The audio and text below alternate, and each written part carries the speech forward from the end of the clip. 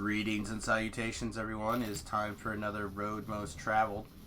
Turns out, as I'm sitting here looking at quest logs and what I need to do, I realized that I should probably do the Cursed Crypt so I don't have to reflag for the Cursed Crypt next life to show you guys Cursed Crypt. So let's do it. Let's knock it out.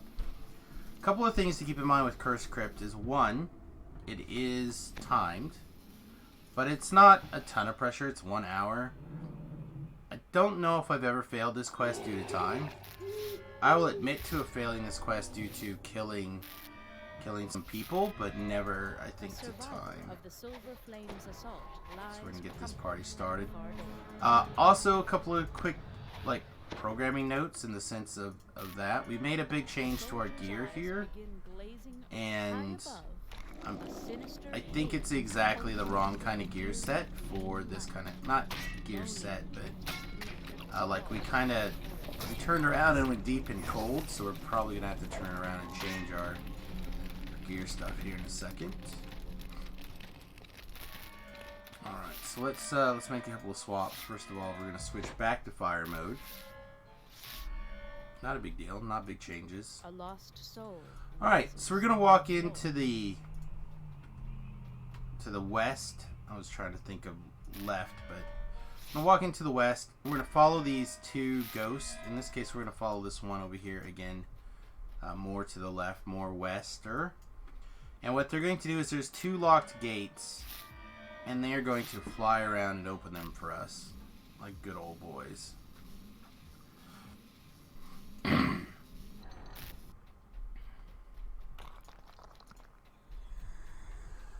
Also of note, this is the first quest of the day, so my throat is still booting up, as it were. An altar burns bright at the end of this hall. Alright, into this hallway here is going to be some shenanigans, so we'll just spiral down here. Try to activate this altar. Obviously can't yet.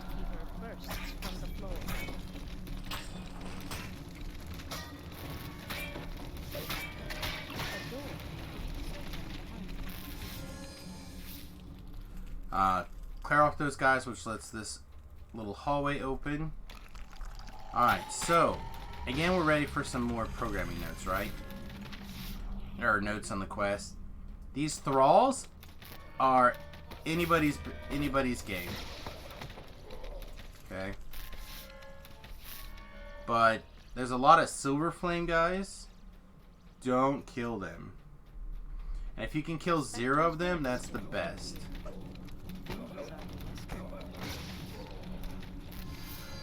Alright, so how do I do that? Well, first thing, I try to open the door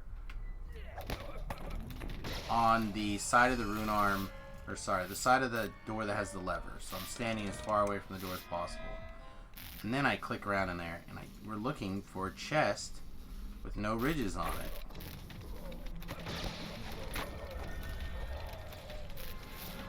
Did we hit it, the first door? Better lucky than good.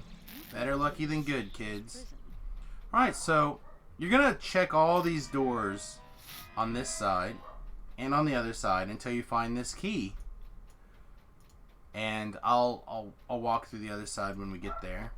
But once you have the key, you're going to come back to that gate where those two helpful spirits came out of.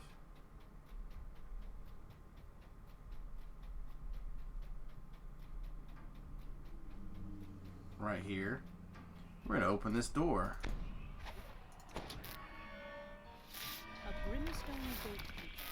We're up to no good.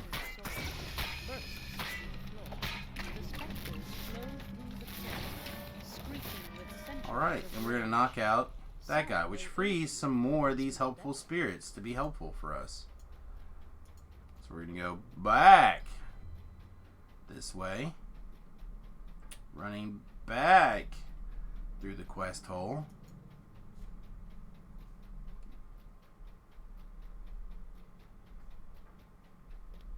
And we're gonna get over this way.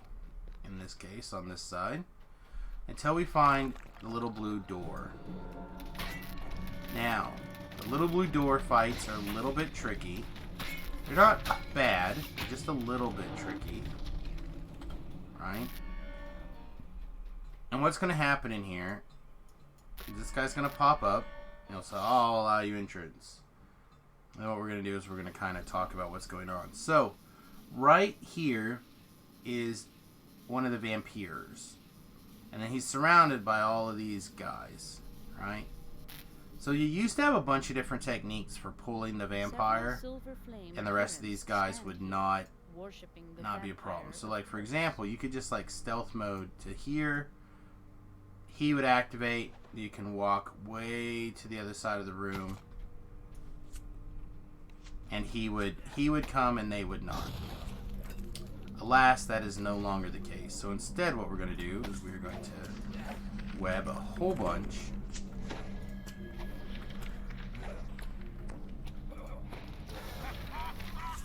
And we kill the guy with our web spell.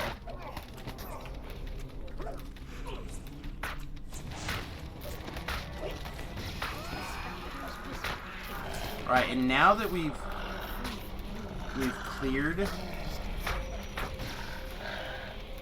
I still can't believe we killed the guy with our web spell.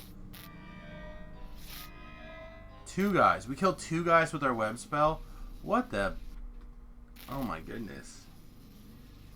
Alright, well, Colors of the Queen are going to be a thing today, I guess. So once we've rescued these guys, they become non-hostile, and they eventually just kind of phase away.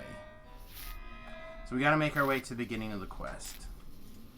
Or at least back to that main room. So I like to D-door here. Of course, if you don't have access to D-door, you can just walk back. What was that blue door is now open, and you can just walk back. Alright, now... we're going to head to the right. Again, if you didn't have the key, just right there, waiting for you in the very first room that you opened, you may have to come to this side and do some exploring.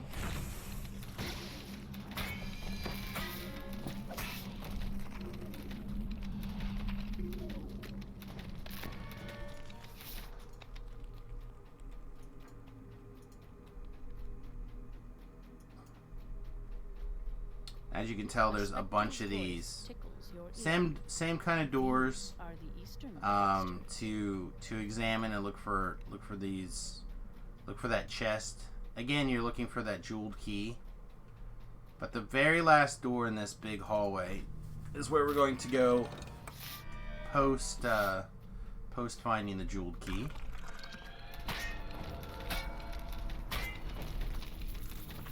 Bits and pieces of this should look really familiar. This is very similar to the opposite side. So we're basically going to do the exact same thing. We're going to firewall and web and clear out some trash right here.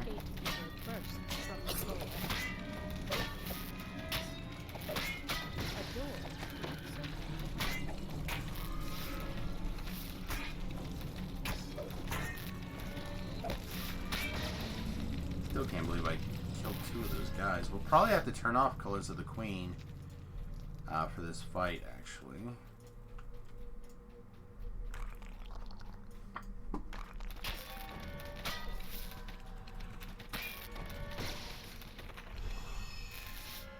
Alright, and the ghost will pop out and once again allow us entrance.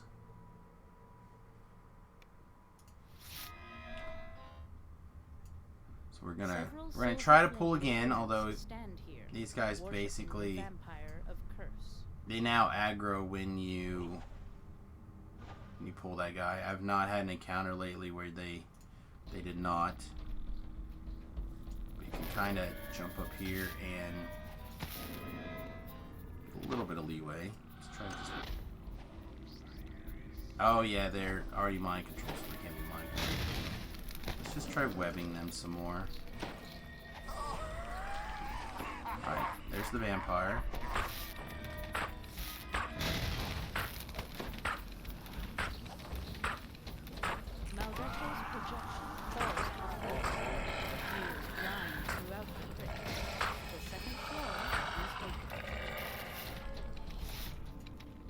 "2FA sucks." Hi, Sam. Hi. I don't know what 2FA means, but I'm just gonna agree with you that it is terrible bad. Alright, we're going to pop back to the middle. Get our G healed. Ah, Sarlona hype!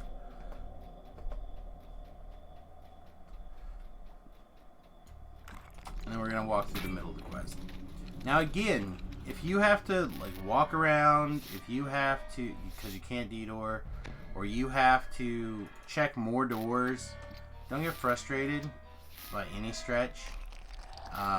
I usually have to do quite a few doors, but I always start with the west side in case you get lucky and it happens to be on the west side, because then you can do all that stuff that I did before it gets that way. Two-factor authorization. Yeah, I imagine that's probably because are you still using your television and your Amazon Fire Stick?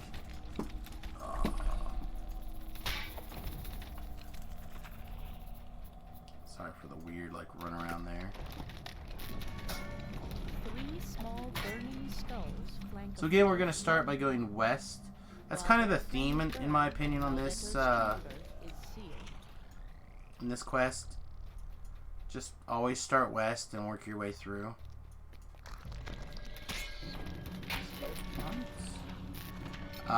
If you would like to get this chest, you definitely need to disable this trap first, or this floor falls out.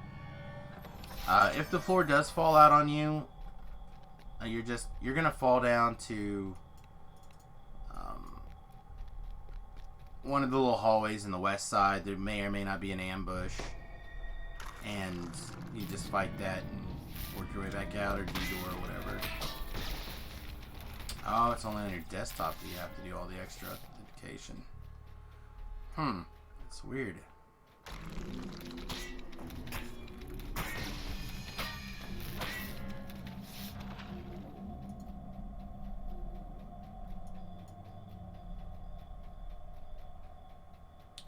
Alright, so let's take a second and talk about this section of the map.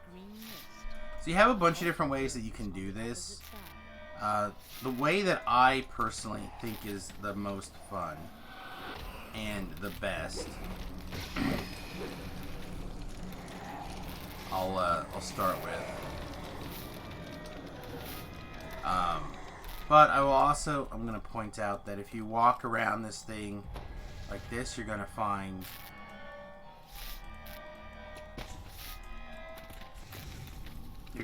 trap boxes all along the way, or traps all along the way. So you can get a pretty nice trap box bonus in this quest. I'm going to go ahead and switch to my key lock ring in hopes that it gives me a little bit bigger auto detect.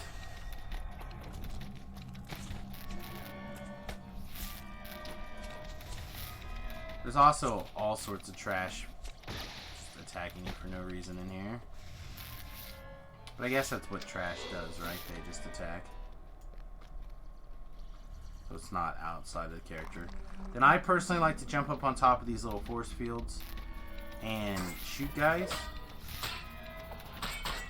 No reason at all. They can climb up here just as easy. I like it. It makes me feel good. And then be sure to click the altars. Okay? Be sure to click the altars. Now, what I was referring to when I said that I like to do something a little bit different. Trying to make sure my rune arm's empty. What I like to do is jump from fat part to fat part. And then what that lets you do is skip all those traps and trap boxes if you feel like it. So if you're like me and you don't do a lot of trapping, also, is this now does literally nothing for us. I guess that means that we can just leave our greater stalwart trinket back on. Oops. And there's 2 of them on this side, which is why we start this way. My apologies. We have to do this little on shoot here.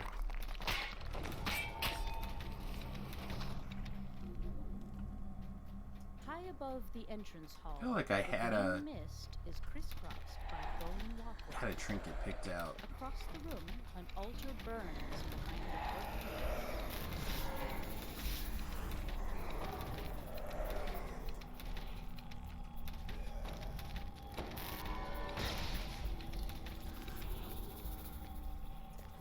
Alright.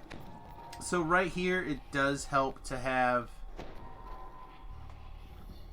You can either use your hireling to pull the levers, or you can just be quick with a little bit of featherfall and a little bit of speed boost, haste, expeditious retreat, etc., etc.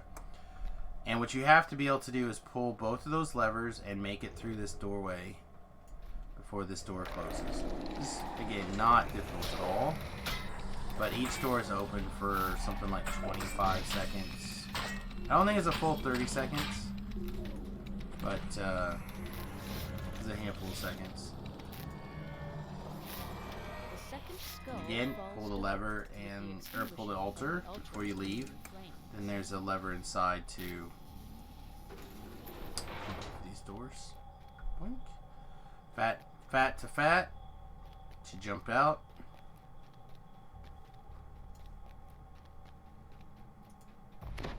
Yeah, we can put on a pouch of jerky to gain a few more temporary hit points, or we can put on or a few more hit points because it's greater false life. We can put on the stalwart trinket to get us a few more hit points. And earthen guard. A pirate bonus to our hit points be good.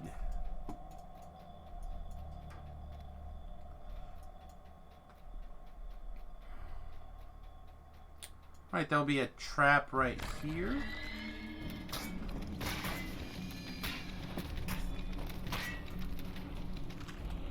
Now, I will disarm it anyway because we're obviously doing traps. But also, if you just run along this side, if the floor collapses, and it will, you will walk around on a little pipe right there on that side. So walk against the wall.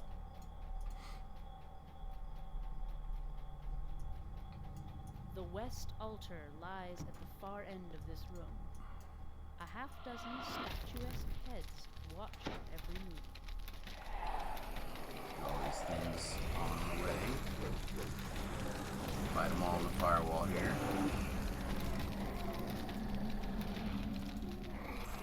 And I feel like we're... Oh wait, we don't have to worry about that anymore because we are ingenious. We can just jump to fat part and skip all these traps now. Genius.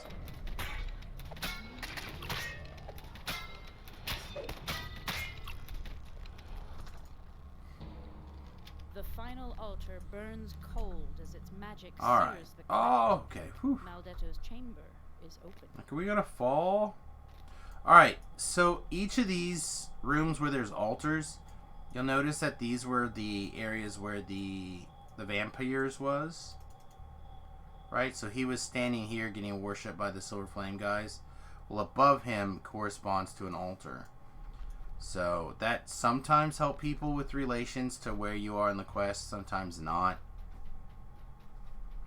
But I just want to point it out for you in case you're a person that it does matter.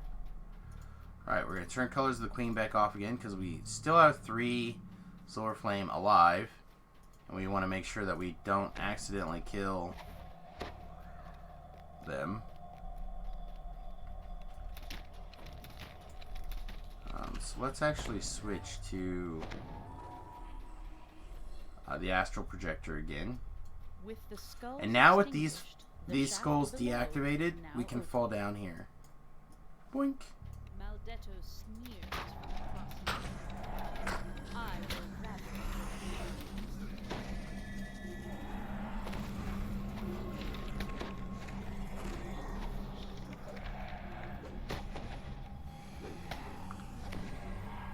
If you had cleaned out the rest of the quest without killing anything, or any of these Silver Flame guys, you can literally just kill everything in this room and not worry about it. But if you messed up like I did, you have to be careful. Okay, we turn this back on. Here's the chest for, like, the in chest. If you're looking for the named items, this is where they come from. You gotta pick up the Your book, fingers finish the wrap quest, around the final and tome. then Its power optional barely speak to the Silver Flame contained. Commander, who is literally just right here. So by walking over and talking to him, you get a little bit more. And if you didn't kill any of the guys, he will give you a chest. So overall, not too bad. It took us 19 minutes and 42 seconds for 25,737 regular experience. And then, how many Reaper? 539 Reaper experience. So not too bad. One other thing, the altar that had that book on it, if you had your Silver Flame or Emerald Claw trinket, especially if you had been upgrading it all along the way.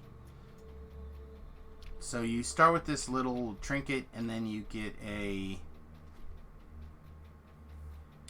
necklace, and then the necklace becomes better and better. You get them from these two NPCs right here. This one said if you just talk to him, there's altars in the end of each of those capstones, and you can upgrade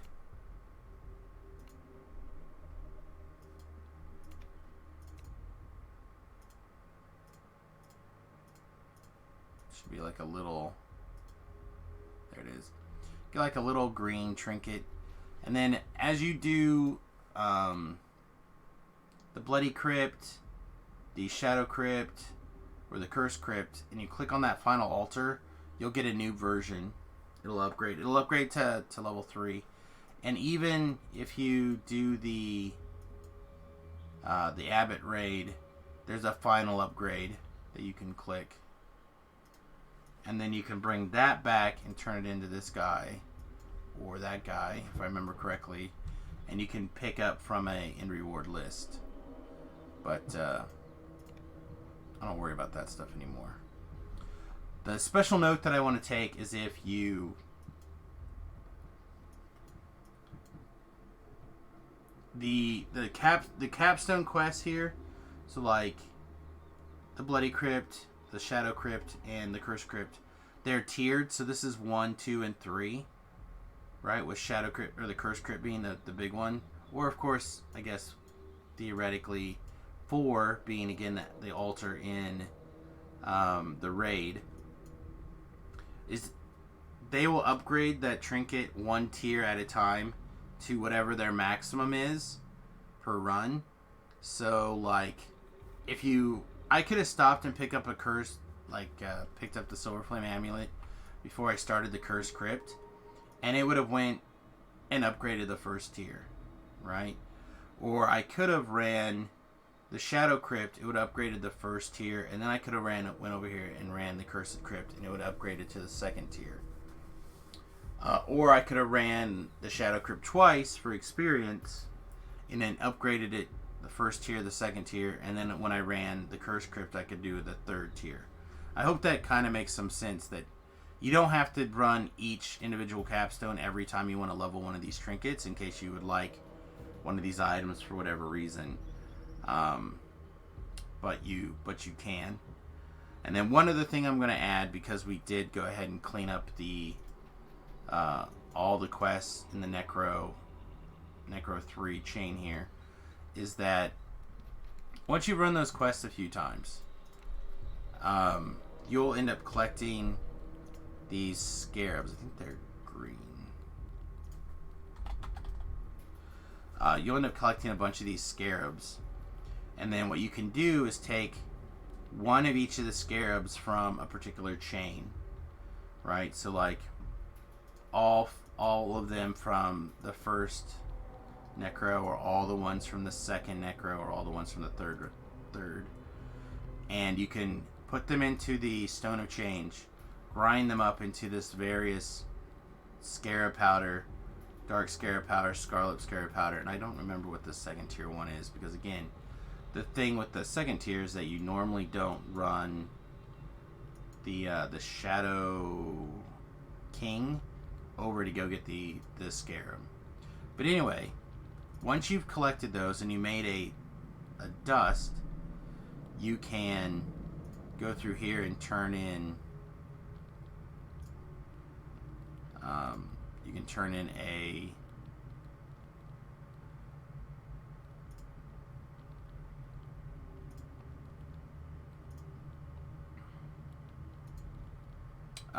never mind. I guess it doesn't tell you until you actually turn it in. They use words here.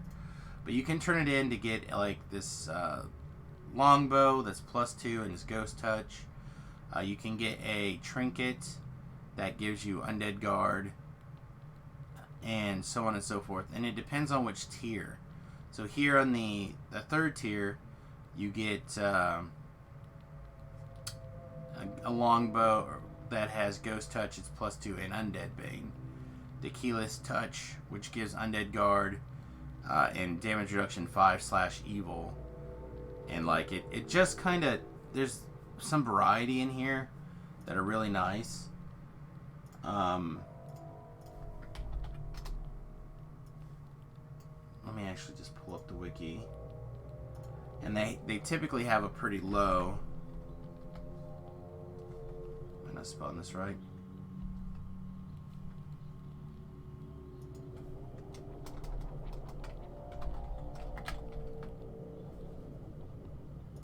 Just turn in Necro 3 and they'll,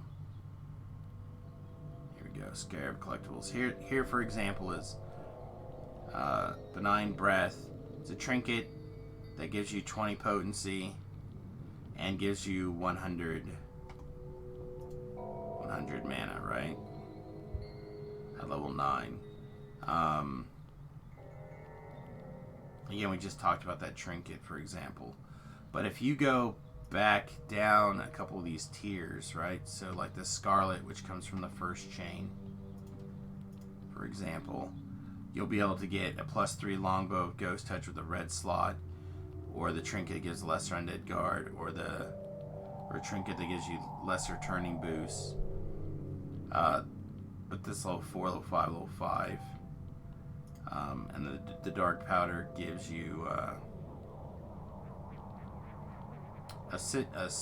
docent that gives you 5% less spell failure, and apparently 2 wizardry, although that's probably a typo.